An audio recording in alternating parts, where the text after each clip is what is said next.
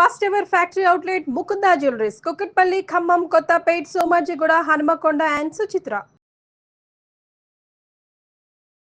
నమస్కారం. చాలా రోజుల తర్వాత మళ్ళీ వాళ్ళ కిచెన్ షూట్లో అడుగుపెట్టాం. రోటి పచ్చళ్ళ సిరీస్ కొన్ని చేయాలని. అందరిళ్లలోనూ రోళ్ళు రోకళ్ళు ఉంటాయండి అని అడుగుతారు. రోళ్ళు అయితే కొనుక్కోవచ్చు, ఇవాళ రేపు రోళ్ళు పెద్ద కష్టం కాదు, పెద్ద రోళ్ళక్కర్లా. బుజ్జి ఆ మాత్రం చిన్న సైజు. మా రోలు చూడండి ఎంత బాగుందో. ఈ సైజు రోలు ఉంటే మీరు గట్టు మీద పెట్టైనా చేసుకోవచ్చు. రోటి పచ్చళ్ళు ఒక ఎక్స్ట్రీమ్ టేస్ట్ను కలిగి ఉంటాయి, పిల్లలకు కూడా చాలా నచ్చుతాయి. ఏదైనా సరే ఒక 5-7 నిమిషాల వ్యవధిలో చిటుక్కుని ఏదో ఒక పచ్చడి చేసేసుకోవచ్చు. ఆ నూరటం ప్రాక్టీస్ చేయండి, పాతకాలపు రోటి పచ్చళ్ళ రుచి మళ్ళీ మన ఇంట్లోకి వచ్చేస్తుంది. చిన్నప్పుడు ఎప్పుడు అమ్మమ్మ గారి ఇంట్లో తిన్నాం అలా అనిపిస్తుంది. అమ్మమ్మ గారి ఇంట్లో కాదు, మన ఇంట్లో కూడా హ్యాపీగా చేసుకుని తినచ్చు. ఈజీగా, సింపుల్గా, స్పీడ్గా చిటుక్కుని చేసేసే పచ్చళ్ళు కొన్ని చెప్దాం. ఇవాళ మనం ఏం చేద్దామంటే దోసకాయ పచ్చడి చేసుకుందాం. రోటి పచ్చళ్ళు ఎన్ని రోజులు నిలువ ఉంటాయి అని ఒక చొప్పదంటు ప్రశ్న మాత్రం వేయొద్దండి. రోటి పచ్చడి ఫ్రెష్గా ఆ రోజే బాగుంటుంది, మర్నాటికి పాతబడిపోతుంది. దోసకాయలు అవి అయితే ఎండాకాలం సాయంకాలానికి కూడా బాగుండవు. పొద్దున్న చేసుకోవటం, మధ్యాహ్నం తినేయటం అంతే. కుదిరితే ఫ్రిడ్జ్లో పెట్టుకుంటే రాత్రికి పొద్దుడిది అని తినాల్సిందే తప్పిస్తే ఫ్రెష్ టేస్ట్ మళ్ళీ రాదు. కొన్ని మాత్రమే చింతకాయలు, ఉసిరికాయలు 2-3 రోజులు బాగుంటాయి. అవి కూడా ఒకసారి చెప్పుకుందాము. సింపుల్ దోసకాయ పచ్చడి చేసుకుందాం. దీంట్లో పాత వెర్షన్ ఏమో ఎండుమిర్చి, పచ్చిమిర్చి వేస్ట్ చేసేది, అది చేస్తాను నేను.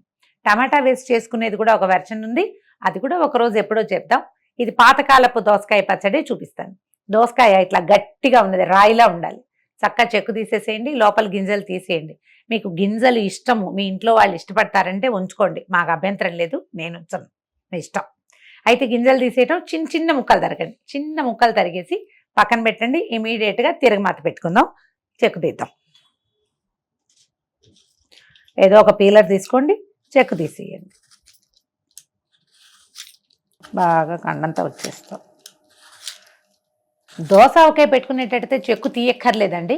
దోసకాయ రోటి పచ్చళ్ళ సిరీస్లోకి రాదు, కానీ ఎండాకాలం బాగుంటాయి, బాగా వస్తాయి దోసకాయలు. చేసి చూపిద్దాం అది కూడా. మీ వీలు వెంబడి మూకుడు పెట్టుకోండి. ఈ రోటి పచ్చళ్ళు ఏ పచ్చడికైనా పప్పు నూనె, నువ్వుల నూనె ఎక్కువ రుచిగా ఉంటుంది. మీ అవకాశాన్ని బట్టి కొద్దిగా ఒక స్పూను, 2 స్పూన్ల లోపల చాలు, అంతకంటే నూనె అవసరం లేదు.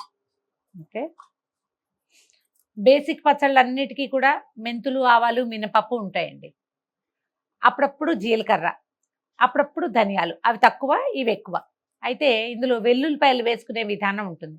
వెల్లుల్లిని ఏ రకంగానూ అయినా సరే తినేవాళ్ళు ఉంటారు, ఎలాగూ తినలేని వాళ్ళు ఉంటారు. కాబట్టి నేను వెల్లుల్లి వేయని పచ్చళ్ళే చేస్తాను. మీకు ఆసక్తి ఉంటే మీరు వెల్లుల్లి ఎప్పుడు వేసుకోవచ్చో చెప్తాను నేను, అప్పుడు వేసుకుని నూరేసుకుంటే సరిపోతుంది. తాలింపుల్లో వెల్లుల్లి వేయటము లేదా రోట్లోనే వేయటము, ఇవన్నీ దేశాచారాలుగా ఉంటాయి. ఆ ఊళ్ళల్లో ఇళ్లల్లో పద్ధతుల ప్రకారం. వెల్లుల్లిపాయ పచ్చడి పచ్చి వాసన వస్తే మధ్యాహ్నానికి కూడా నూరు అదే వాసన వస్తుంది. కొంతమంది, మేమైతే భరించలేము దాన్ని. భరించగలిగిన వాళ్ళు, అలవాటు ఉన్న వాళ్ళు హ్యాపీగా వేసుకోండి. వెల్లుల్లి ఆరోగ్యానికి చాలా మంచిది. అలవాటు ఉంటే తినేసేయచ్చు. నూనె కొంచెం కాగాక, నేను ఒక దోసకాయ సైజే కదా చూపించాను, దానికి సరిపడానే చెప్తున్నాను చూడండి. ఒక చిన్న స్పూన్లో సగానికి మెంతులు. మెంతులు వేగినాక అప్పుడు మినపప్పు వేద్దాము. ఈ మాత్రం మినపప్పు పడుతుంది, అంటే ఒక టీ స్పూన్ అనుకుందాం. ఓకే. తర్వాత అన్నే ఆవాలు కూడా.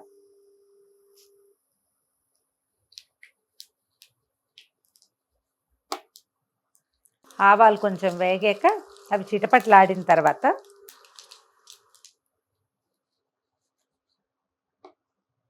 ఒక 5-6 ఎండుమిర్చి,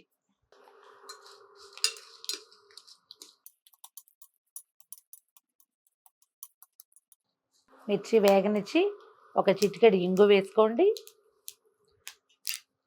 తర్వాత ఒక 1/2 డజన్ పచ్చిమిర్చి కొంచెం స్లిట్ చేశాను కొద్దిగా, అవి వేసేద్దాం. 2 కలిపి వేయచ్చా అని చాలామంది అడుగుతారండి. వాళ్ళ అలవాటుని బట్టి మీ చాయిస్. 2 కలిపి వేస్తే రుచి బాగుంటుంది. వద్దనుకుంటే ఒట్టెండు మిర్చితో కూడా చేసుకోవచ్చు. కొద్దిగా పచ్చిమిర్చి వేగనివ్వండి. వేగాక రుబ్బేసుకోవటమే మనం.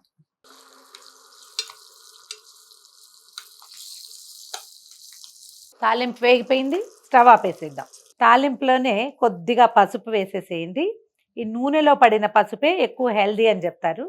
కొంచెం పోపుని చల్లారనిద్దాము. ఈ దోసకాయ పచ్చడికి సరిపడా కొద్దిగా అంత చిన్న ఉసిరికాయ అంత చాలండి. అందాజుగా చేయటమే ఈ పనులు. దీనికి కొలతలు పాడు ఎవ్వరు చెప్పలేరండి. రోటి పచ్చడికి మనం ఇంత పచ్చడి చేస్తే అంత చింతపండు కొంచెమే చేస్తాం కాబట్టి ఇది సరిపోతుంది. దీన్ని కొంచెం నీటిలో వేసి పక్కన పెట్టుకోండి. హాట్ వాటర్ కనుక పోస్తే పచ్చడి పాడవకుండా ఉంటుంది. చాలు, ఊరికే మనకి చింతపండు కడిగేసి ఒకసారి తడిసేంత పెడితే సరిపోతుంది అనమాట. జనరల్గా మనకి ఒక పెద్దవాళ్ళు కొన్ని సిద్ధాంతాలు చెప్తారండి. వీటిని స్ట్రిక్ట్గా పాటించండి. అప్పుడే పెద్దవాళ్ళ దగ్గర నుంచి మనకు వచ్చినట్టు మన నుంచి మన తర్వాత తరాలకు వెళ్తుంది. మూకుడులోంచి రోట్లోకి వెళ్ళకూడదు ఏ వస్తువు. మూకుడులోంచి మనం పొయ్యి మీద నుంచి అందులోకి వెళ్ళకూడదు అనమాట. ఏదైనా ఒక బౌల్లోకి తీసి పెట్టుకోండి. తీసేసాం, దీన్ని పక్కకు పెట్టేసాం. ఇది చల్లారినాక వేడిది వేయకూడదు అంటారు. చల్లారాక ఇందులో వేసుకుంటాం. మళ్ళీ ఇందులో నుంచి డైరెక్ట్గా పళ్ళెల్లోకి వెళ్ళకూడదు. ఇందులో నుంచి మళ్ళీ గిన్నెలోకే రావాలి. ఇది సిస్టమాటిక్గా పని అయ్యే పద్ధతి కోసం చెప్పుండొచ్చు. ఎందుకైనా కానీ ఇది అలవాటు చేసుకోండి, లైన్ ప్రకారం అవుతాయి. ముందు కొంచెం మిరపకాయలు అవి మెత్తగా నలిపేద్దాము.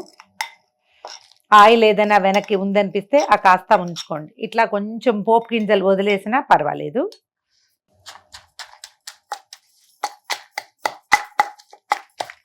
కొద్దిగా కొంత మటుకు నలిగినాక మనం నానబెట్టి పెట్టుకున్నాం కదా కొంచెమే చింతపండు, ఈ పచ్చడికి సరిపడా అది కూడా వేసేద్దాం. సరిపడా ఉప్పు వేద్దాము.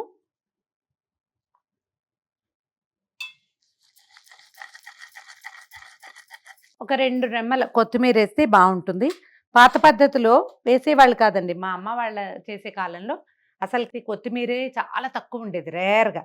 ఇప్పుడు కొంచెం అలవాటయ్యి ఈ రోట్లో నూరితే వాసన చాలా బాగుండి మేము ఈ పద్ధతి పాటించేస్తున్నాం. కానీ ఈ చిన్నప్పుడు చేసేవాళ్ళు కాదు. కొద్దిగా నలకొట్టేద్దాము.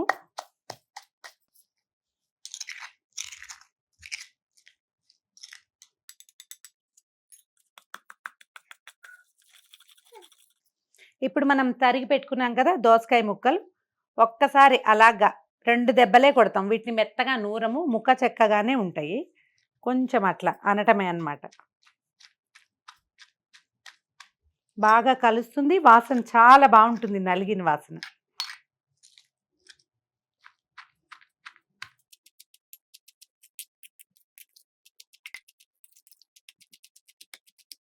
తీసేసుకుందాం పచ్చడి. ఒక బేసిక్ రూల్ ఉందండి. ఎండాకాలం కనుక మనం ఏదైనా పచ్చళ్ళు వీటిని చేత్తో ముట్టుకుంటే నిల ఉండదని చెప్తారు.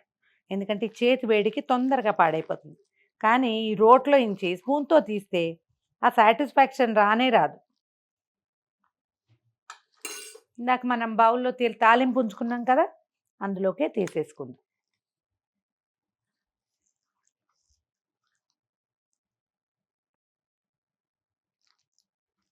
ఒక్కసారి పైకి కిందకి కదిపితే ఆ ఉన్న నూనె తాలింపు చక్కగా అంటేస్తుంది అన్ని పక్కల. మీరు ఎన్ని నిమిషాలు ఈ ప్రాసెస్ చూసారో అన్నే నిమిషాల్లో ఈ పచ్చడి రెడీ అయిపోయింది. చూడండి, ఫ్రెష్ దోసకాయ పచ్చడి ఎక్సలెంట్గా ఉంటుందండి. ట్రై చేసి చూడండి. నేను చేయి కూడా కడుక్కోవట్లేదు.